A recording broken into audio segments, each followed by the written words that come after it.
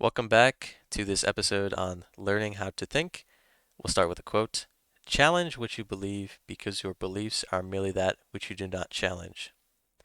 So I want to start with a counterexample because I usually like to, when I tell this idea to people, I like to start with a counterexample because we need to challenge the quote that is saying to challenge what we believe. So if we challenge this quote, I think a good counterexample would be religion.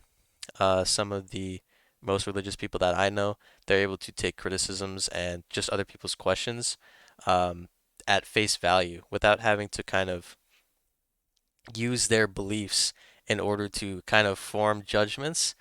They take other people's views and their experiences at face value, and they use that to build their own experiences about their religion, what they think about it. How does it, maybe reinforce or maybe also give kind of like a crack into what might be flawed? Because maybe God isn't flawed, but perhaps the humans practicing of religion is. Sven, what do you think about this quote? Yeah, I mean, I like it. I think, the idea of believing or having a belief usually requires that there is no pure evidence, otherwise it would be fact. So you can either believe something where there's no evidence, or you can believe something based on certain amounts of evidence, or lack of evidence, and come up with a belief system in that regard. Challenging your beliefs, like you said with religion, even today with politics, knowing all the information you need to know about like voting and all that stuff. It's very easily influenced. So make sure that when you do believe things, that it actually is your belief, and not someone else's. Like people growing up, they're told, God is real Christianity, so they kind of just go into it. They're indoctrinated into that.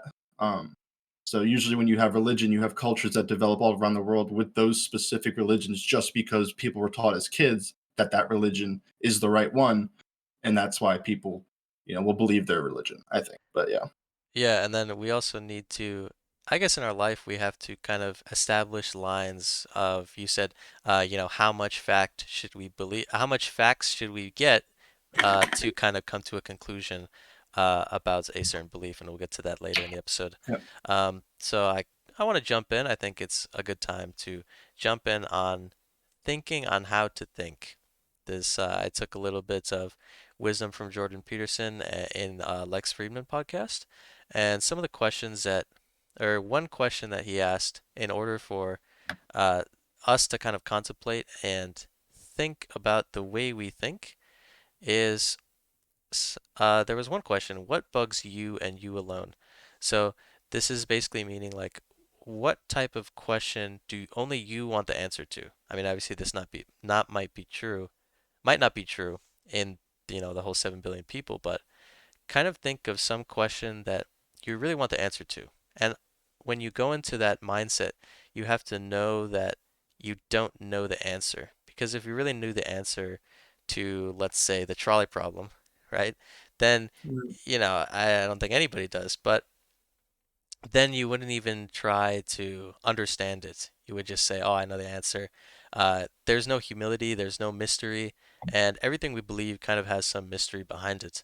Like you Yeah. could say the Big Bang Theory that has some type of mystery. Some people believe it, some don't.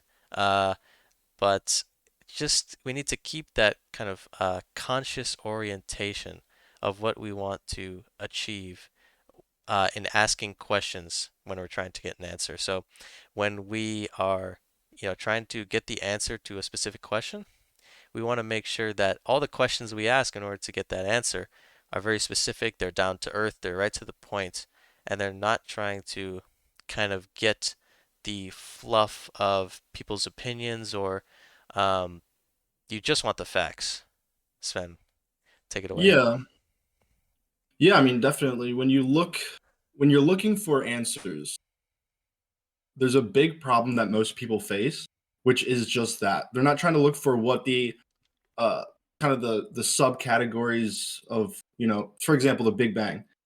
You can think, oh, like how did it start? But in reality, it's like the energy that causes the Big Bang. That is the initial origin of the universe that is not described in the Big Bang itself. Explains how energy expands and shoots in all these different directions, but it doesn't say how it derived. So if you're looking for the answer to that question, oh, like the Big Bang, you're actually not even asking the right question because it doesn't describe the origin of the energy's existence, just how it dispersed throughout the universe. So asking that question, you might think is the ultimate how did things start, but it actually isn't. It's just how did things go. So it's important you know the right question to ask. That's really what I think bugs me is because I never think I know the right question. I just think I try and come up with them. Is there a way we can kind of start to kind of chip away at these superficial question layers and really get down to what we, I guess, what we want I to guess answer? science and experimentation, learning our environment. That's definitely going to be the one way that we get answers to questions is going to be by experimenting through science, learning the uh, laws of nature, all that stuff. I think the more you chip out away there, but then you also develop new questions, and it may never end. It could just be exponential learning. There's always something new. I don't Yeah, I know. think in our own version of reality, everything is kind of just an experiment, you know? We take some steps and if we fall down the stairs, we're like, "Oh shoot, there was a drop there. Let's learn for next time." And I guess like the people that I kind of aspire are like those people who kind of they go into something and they don't really maybe they don't understand how it works, but they're just like testing their reality bounds and like maybe running into some walls and just seeing what happens. They're kind of challenging their beliefs by running into walls. And I guess maybe in the start, you don't even need to see those walls. You can just go and hit them. Um, Assuming you're not running too fast, I guess, right? Because if we run too fast and we hit a wall, then we might sustain some injury. But if we're cautious, if we're cautious, and I guess we kind of, I mean, there's a fine line between how fast you can go when challenging your ideas. But I think if we kind of take a kind of secure approach, I don't think that that's necessarily bad because at the end of the day, you're trying to see where those walls are, but Yeah, hopefully you're not moving too slow such that you're kind of just stuck in a space. Um, right. so let's end with a question here, and that question will be, how far or by how much should we challenge our beliefs and try to think about something before coming to a conclusion? Or should we ever come to a conclusion? Sven? Yeah, that's a tough one. I mean, like you said, when it comes to religion, how far are you gonna shoot yourself and see if you go to the afterlife? It's like, are you gonna like Hmm. how far are you gonna go? Are you gonna do that? Should we ever come to a conclusion? That's another. I don't know. I guess it's up in the air depending on what we're talking about or like what we're believing in. But I think what a passion is exactly this: how far you're willing to challenge a belief to get to the truth. That's usually what a passion is. And usually that can have lack of morals if someone's super dedicated. That can come with, doing something you may not want to do, or it could come with good things. It depends on the life you want to live, or, even if it's just a short endeavor, just what you're willing to do, what you're willing to sacrifice. Some people, physicians go to school for a long time in medicine, astrophysicists go to a long time in colleges, kind of dedicate their life to it, and that's how far they're willing to go. Some people fly into space. That's another one.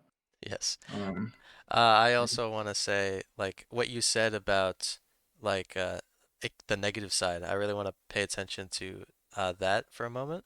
yeah. Um, I kind of have this idea where, let's say we want to do some big endeavor. Let's say we want to, I don't know, lose 30 pounds, let's just say. Hmm. Um, we can put those blinders on, and those blinders in this case might mean we don't we abstain from any friends who eat sweets. We don't look at any sweets. We don't do this or this or this.